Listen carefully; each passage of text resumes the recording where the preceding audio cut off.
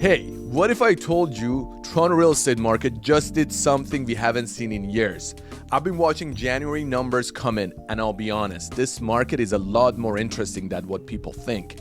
Nothing exploded, nothing collapsed, but something shifted.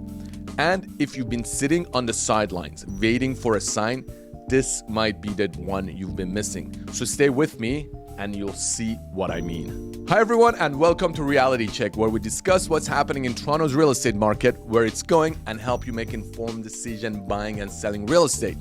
Today, we're gonna discuss the January 2026 numbers from TREP, and trust me, you're going to wanna stick around for every single stat. We're not just gonna look at what happened last month, we're gonna put things under microscope, compare last January to this one, and go all the way back to January of 2022 when all the mayhem was happening, when all the bidding wars were happening. So just sit tight. Okay, let's get straight into the stats.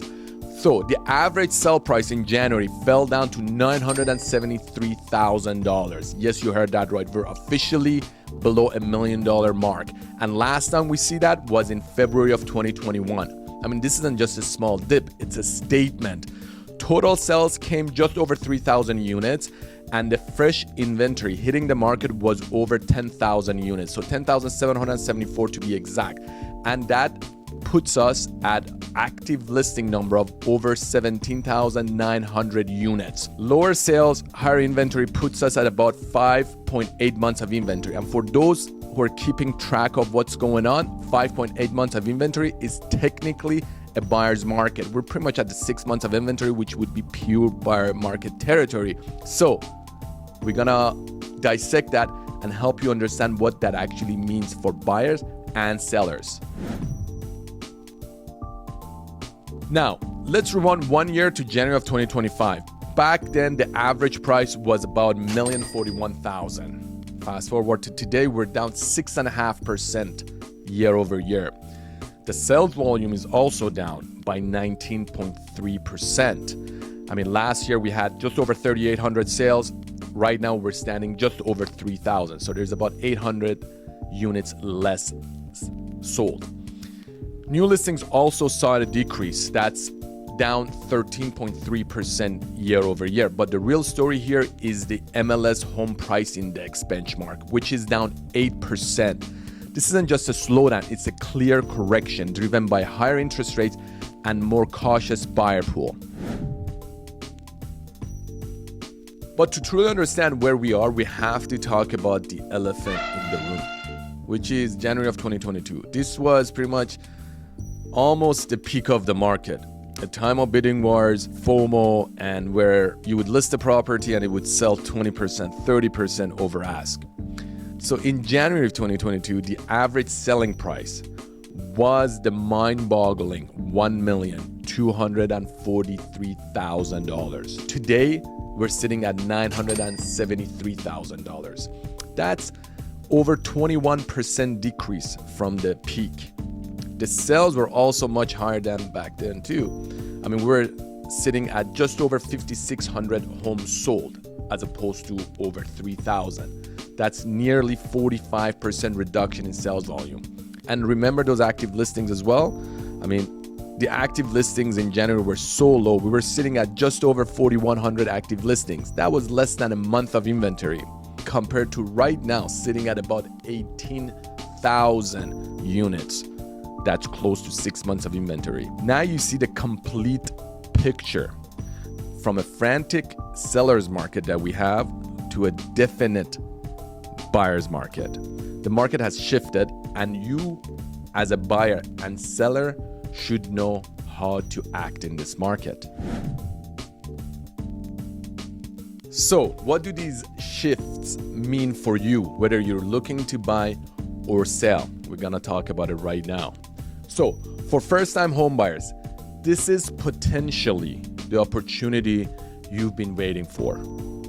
I mean, lower average prices, increased inventory, and pretty much more months of inventory. That means less competition for you and more leverage at the negotiation table. Previously, you would have to run, not have conditions, and pretty much be involved in bidding wars. But now you have the time to do your due diligence. However, the higher interest rates could still impact your affordability.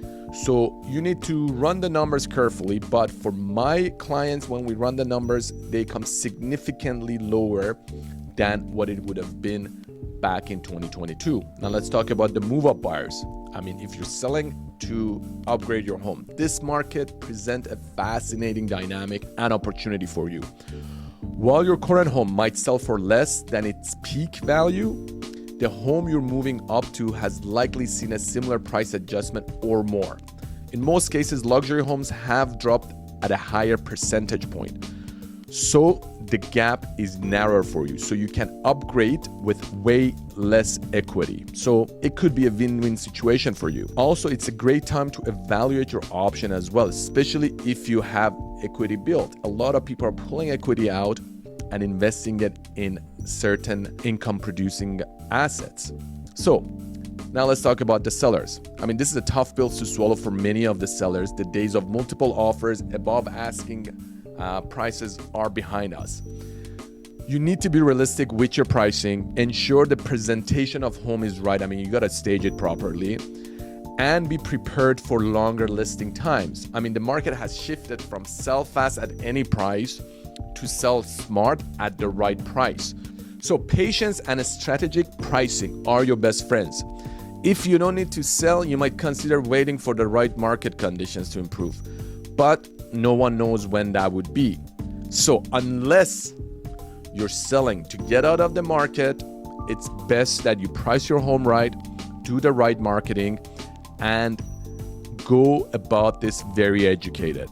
And for those who are just pretty much selling to get out of the market, well, listen, if you can afford to keep it, I would say for at least another couple of years till market conditions get better, because I don't see we're gonna be hitting those peak numbers that we saw back in 2022 anytime sooner than probably 2028. So January 2026 has undeniably marked a significant turning point in the Toronto real estate market. We've moved from an overheated frenzy to a more balanced market. What's the key takeaway? In my opinion, knowledge is power.